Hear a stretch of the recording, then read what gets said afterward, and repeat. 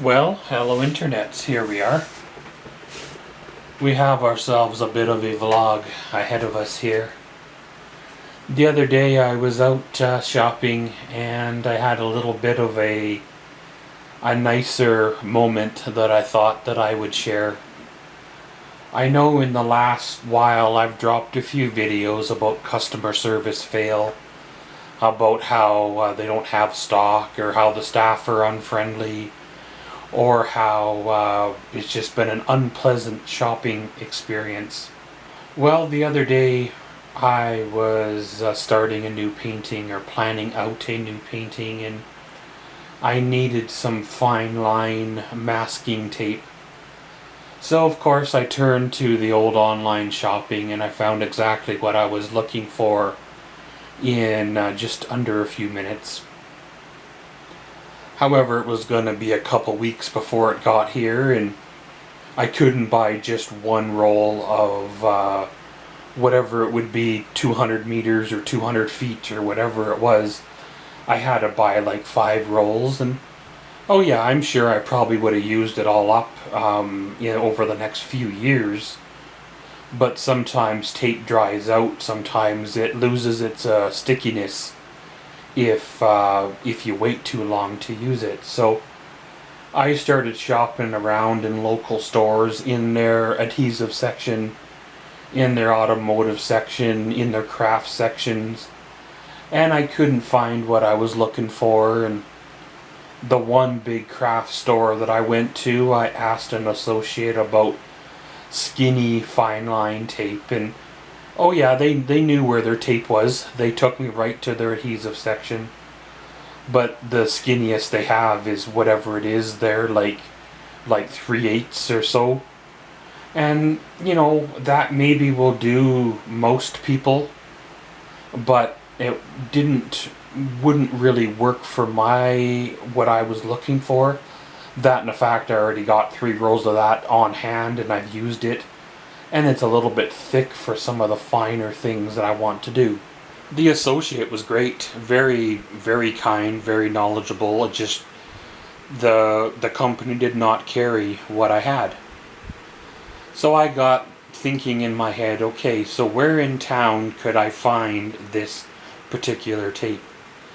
Now, many, many years ago, back when I had the old beachcomber trailer and I was doing a stripe on the trailer, I needed some fine line tape. Now, I remember my dad telling me that back in his auto body days, when he used to paint cars and stuff, put those stripes on, especially those camper vans back in the late 80s, early 90s, that had the big colorful panels.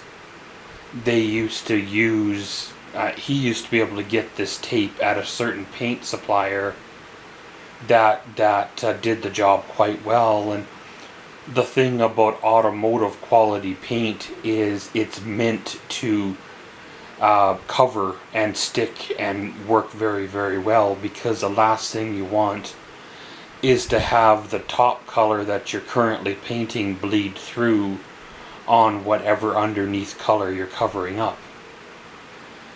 So I walk into this automotive paint supply store, and most of their stock is behind the counter like it's always been.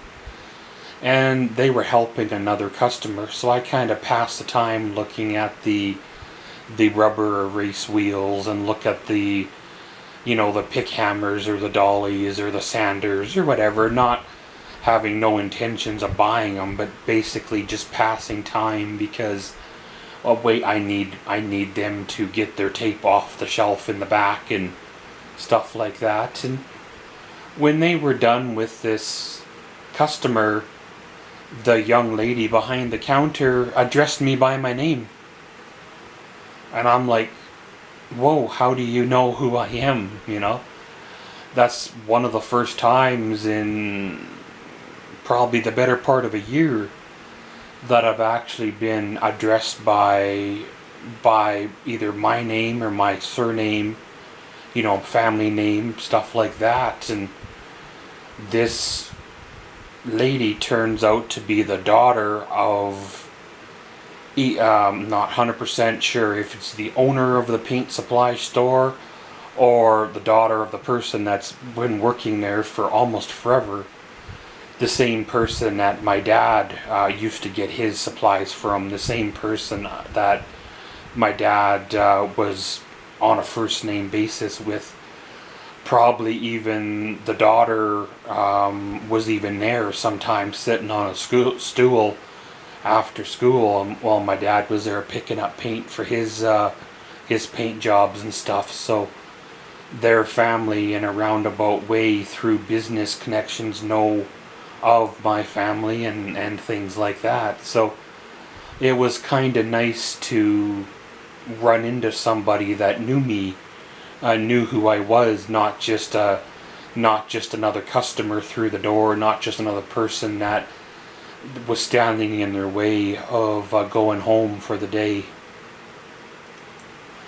It was nice to be recognized, to know, and I know I've been in my bubble for a few years. I know I've been out of touch with the outside world.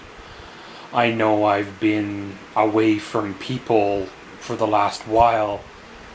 You know, when I walk into these retail stores with these new customers, these new staff, even if it's a retail store that I've shopped at for like 20 some odd years, there might be one or two staff in the store that know who I am.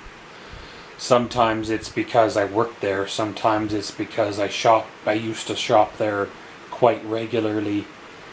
Sometimes you walk into a business and they know who you are because you've done something exceptional to stand out in their mind, whether you're one of the nicer customers that they encounter in the day, or possibility you're one of their customers that was very, very rude to them, that they remember for a very long time.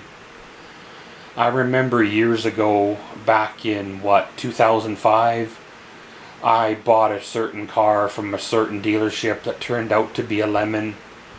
That we had a lot of problems with this car before it even hit 7,000 kilometers. And when we would step into the dealership, they know who we were before we'd even got out of our vehicle. And people scatter when we walk in the door, and you hear them whispering, "Well, here comes the so-and-so family. They're probably here to cause more trouble." No, we weren't there to cause trouble. We were just there to get our vehicle fixed under warranty because, you know, when you pay that kind of money for a vehicle, you expect it to actually work for more than 7,000 kilometers. I remember back when I worked at the hardware store, there was a certain customer that owned a liquor store in town that would come into the hardware store and he'd go, you, get me this, and this, and he'd stand at the front of the store while the slaves would walk around and assemble his order. Well, there was never a thank you, there was never a polite word given by him or anything to us. And after a while, when the associates would see him walk up, everybody would scatter except the cashier, which was chained to the desk. And then he couldn't figure out why he couldn't get customer service. Well, you know, when it's those kind of customers that stick out in your mind, and it's been, what, nearly 10 years since I've been at that job, and I still remember that guy. I still remember the business he was associated with. I still remember the things that he said to us staff while we were trying to assemble his order. I still remember the customer service that he would give you when you would go to his place of business. It's like I mentioned there, you only stick in a person's mind if you're exceptionally nice and you tip really well, or you're exceptionally rude and well, the staff want to avoid you because they don't want the headache or hassle. But I thought I would share a little bit of a video on some of my experiences with kind of actually having a victory in the customer service end. I had a few rough experiences with big box stores, kind of learning how to navigate this world, how it's changed from what it once was to what it is now. You kind of got to evolve and change with things. You kind of got to be self-sufficient and not ask the staff for help, even though that's part of their job. I guess it is what it is, and around we go. And as always, thanks for watching Maxwell's Vlogs. Comment, subscribe, and enjoy.